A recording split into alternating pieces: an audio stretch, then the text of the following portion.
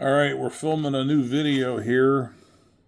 Supposedly, Bob Iger is running out of patience with Kevin Feige and Marvel.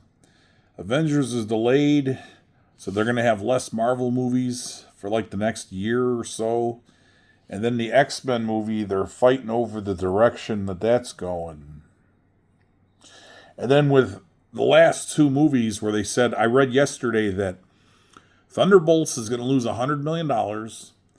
And Captain America Brave New World was a money loser too. Okay, so we got two big franchise movies losing money, and here you got Fantastic Four is coming up. If this thing's a dud, they got some real issues. So I was thinking, and this came up about 3 months ago, but I haven't done any videos lately or anything about this. But I think this is a good time to introduce this idea. Okay, so you hear all these rumors that Warner Brothers Discovery is in trouble with money, that they can't get out of debt. You know, they got this heavy debt load that they inherited from AT&T. And if Superman is a dud, they're going to have to unload DC and all this stuff. Okay, let's hypothetically say that. Let's say that the Superman movie that comes out in July underperforms. Would Kevin Feige or other guys say this is the last big expenditure of Bob Iger and his regime there at Disney? Can they convince him to buy DC away from Warner Brothers Discovery? So you get the comic book company and you get the rights to the movies and to make new ones. And then here's the caveat where, the selling point to this. Okay, Marvel's starting to lose steam, and so is DC, but we haven't had that big crossover movie yet where the JLA meets the Avengers. It'll do mega millions, billions of dollars and all that, and they could tell them, we could intercross these characters and basically, they would control probably like 80% of the comic book market, at least. But this came up before where they said, that the antitrust issues, that when Diamond controlled 100% of the comic market, they had like 90% of the distribution. The antitrust and all that in the government didn't care. They said that we don't really care about the comic book business. So this could be a thing where they plead the case of either we buy our competition to survive or we both go under. So that could be what they plead if they hit like those what do they call it? You know what I'm talking about. Where you control the whole market.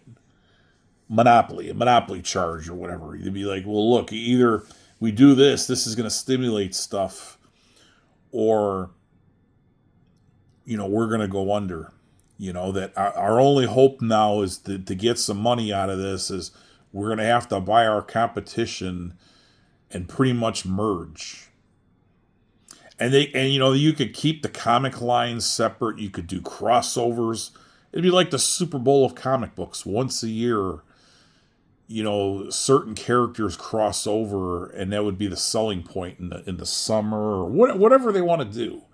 But that would lay the ground lines for a lot of stuff. And would they be able to con Bob Iger into putting out the money to do this?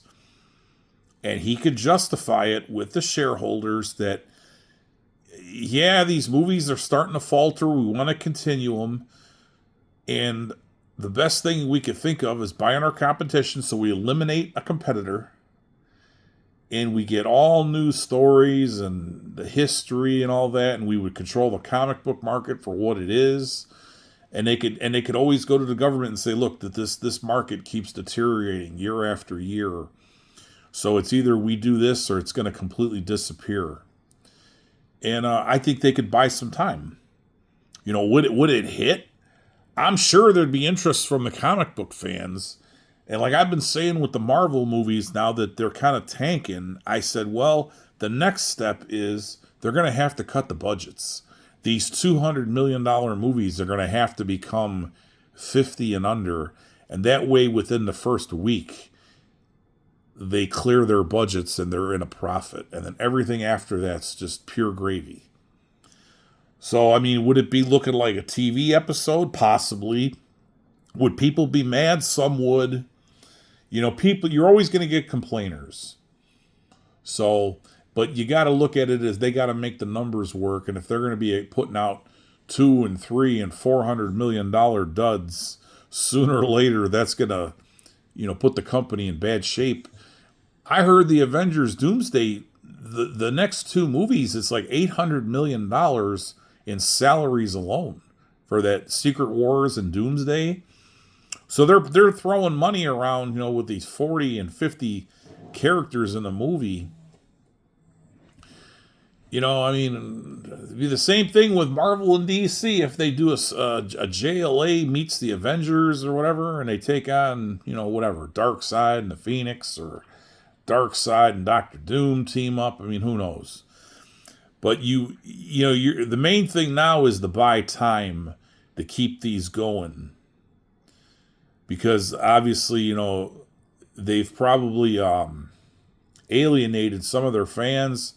The younger kids walked away from these things, and now you only got the hardcore fans that are watching them. It's not really mainstream. It still is, but it's not like it was.